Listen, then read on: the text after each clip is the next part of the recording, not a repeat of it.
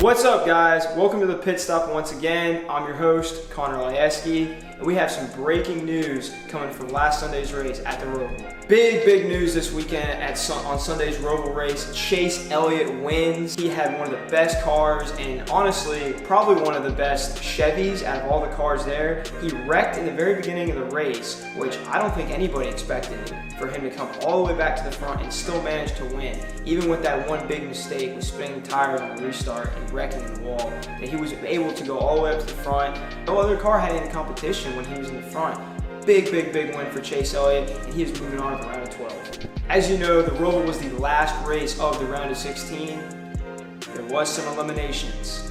Erik Jones, Aric Almirola, Kurt Busch, and Ryan Newman. Tough break for Erik Jones in the past few weeks. I mentioned him on the first video we had that Erik Jones had a lot of momentum coming off the Darlington win. Sadly, the last three races for the round of 16 just were not him. Bad race at Las Vegas.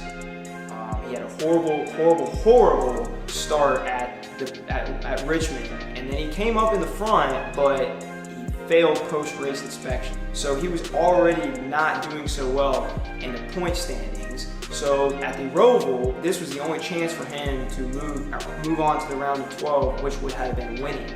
You know, it was tough to win for him, but it was possible. I mentioned in my last video that it was going to be very difficult. Even on the Instagram account, I did a voting poll if he was going to move on or not. Just came to an end.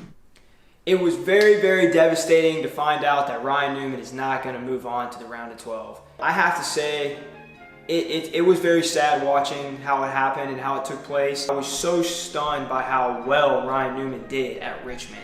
Coming in the top 5 was something that I didn't expect.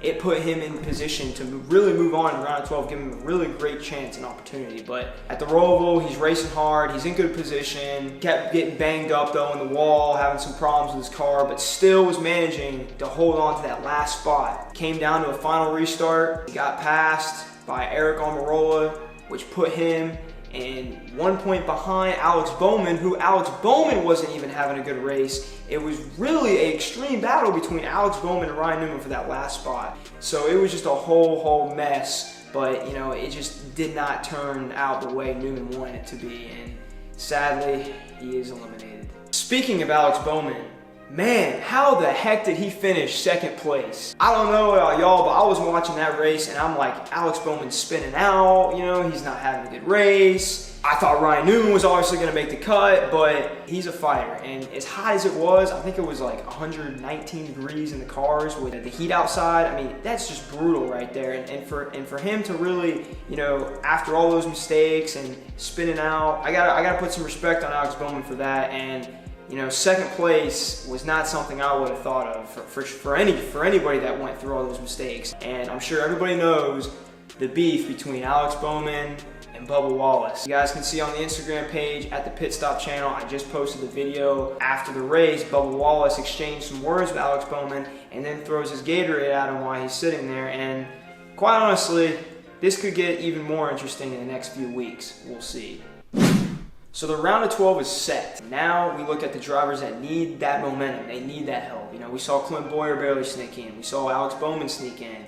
You know, Blaney and Byron, they're also at the bottom list. So, you know, we obviously got Dover this week, and then we have Talladega, which everybody knows Talladega is just a wild card. And then we have Kansas to end it off. Of course, Kevin Harvick has obviously been coming in top 5s. You know, he can heat up at any time, as well as Kyle Busch. Kyle Busch is very interesting because Kyle Busch really hasn't, you know, showed his dominance like he would, you would think. Even at the Roval, he didn't finish. You know, his car again had problems, but he's still in the top 3 in the leaderboard. Like, I mean, he's riding on all those points in the season. We'll see what happens at the round of 12, and good luck to all my drivers. And that's all we have today at the Pit Stop. If you like our content, please hit that subscribe button and also like this video. If you have any thoughts about the round of 16, how it worked out, please comment below. Or if you have any predictions, you know, who you think is going to go far. That's all we have, and stay tuned on Sunday for Dover, and we're going to have a post-race like we always do, and see you guys next time.